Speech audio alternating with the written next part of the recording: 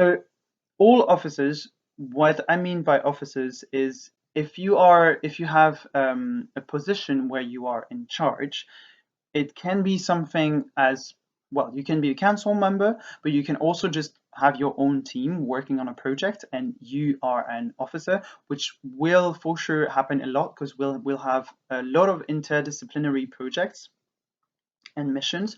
So as such, you will probably become an officer at some point during the Mars expedition. So officers must learn how, when, and where to communicate. It's extremely important. They must always give accurate and real-time information because otherwise people will not trust them and people will not follow them. They must ensure that the information is given and received by the appropriate protagonist, which means that they need to know who they're giving this information to, because that's also very important. If you feel like you should keep this information for yourself, for now, it is fine, but you need to be able to justify this and make sure that it's really valuable and you're not just trying to hide a mistake. Officers must share the possible risk and what is done to reduce them, but because they know risk might occur, so they need to share this with people. They cannot keep them in the unknown. That is absolutely not okay and will not be tolerated on our Martian expedition.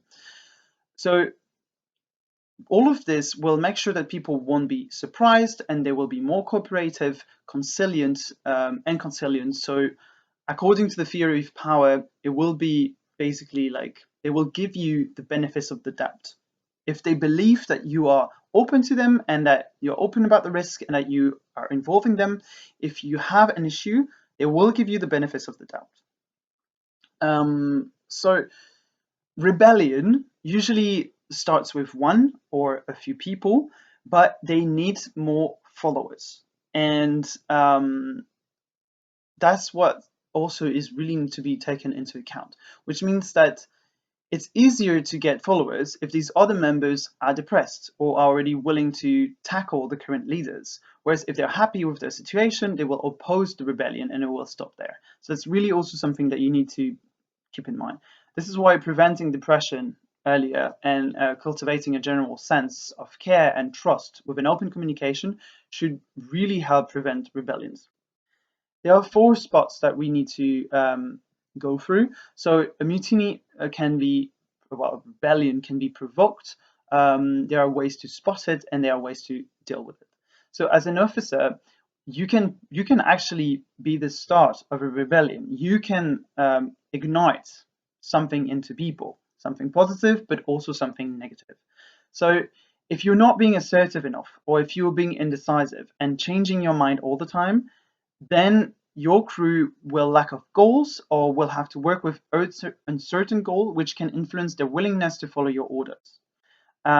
If you also disregard critiques, then they won't feel like their work matters and they won't feel attached to their leader or to their officer, and they won't feel attached to the project at hand either. So that's really something that you need to be taking into account. You cannot just dismiss them as being inferior officers. That is absolutely not working. If crew members are not shown and properly explained the overall point of their individual task, they won't feel like their role is important. They won't feel like they're a part of this. And as such, it will definitely impact their efficiency. So if you actively undermined as well on another aspect, if you also actively undermined your colleagues' work, well, expect opposition. Because if you're just there to show that you're a leader, that show that you are the one dealing with this, they will not appreciate that and they will cut you off. So that's also something that you need to be taken into account if you want to avoid any rebellion. Finally, how do we spot it before it starts? If the leading officer or if the officer is negatively being challenged in front of other colleagues, that means that something is wrong. So it is a sign of disapproval, and you should definitely not disregard it as just someone trying to make noise or someone trying to oppose you. You should not just you should assert your power, but in a specific way, in a smart way, basically. If you experience as well, like whispering, or you feel like something is going on behind your back, then again, that's a sign that a rebellion might be going on, or that you might encounter opposition later. Finally, if you see that there's a rise in sickness, absences, lateness, or any signs or lack of motivation, it is, yeah, once again, a sign of disapproval. Finally, even if you spotted it, even if you've really tried to prevent it, it can still happen. So what do you do now? Well, basically, to deal with those elements, the officer must take the challenges aside and so you must address it when you are in a group to not seem like you're dismissing them and not counting them in front of the other colleagues. But later, you also need to take them aside and then have an honest discussion with them. Because if they have the voice to oppose you, and for not necessarily a founded opposition, then that means they also have the voice to talk to other people.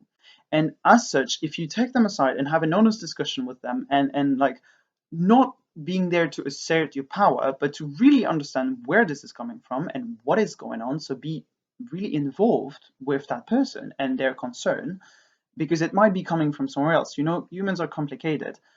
They will go and repeat this. They will tell the others what happened there. So that will definitely increase your credibility, but also your the agreeableness of your colleagues. So another thing is, so you must really hear them out. You show that they do as they do because of something important. So they need to also feel part of the resolution process. So whatever happened, whatever problem arose, you have to deal with it with them and with the others. You, as an officer, you must be curious. You must be engaged with your colleagues. You must know what's going on in their lives, what's going on with their mood. You are only 500 on this expedition. You must, yes, as weird as this sounds, you must care, because then you'll ensure that your team will be the best that they can be. And then your mission will be a success. And if your mission is a success, then our expedition is a success. That's why it matters so much. Finally, the officer also must take rebellion and opposition very seriously, and again show that they take it very seriously. If that means stopping the mission if it is possible to avoid the crisis, do it. It means that you care, it means that it is important, and it means that their voice are being heard. So all of this is little tips so that to make sure that social interactions, and that as officers, but also as people receiving or being under the power of other people, or at least other people's decisions, it's very important to ensure that all of this is being known, all of this is being understood, so that again you will be part of the success of Mars, of a Martian expedition.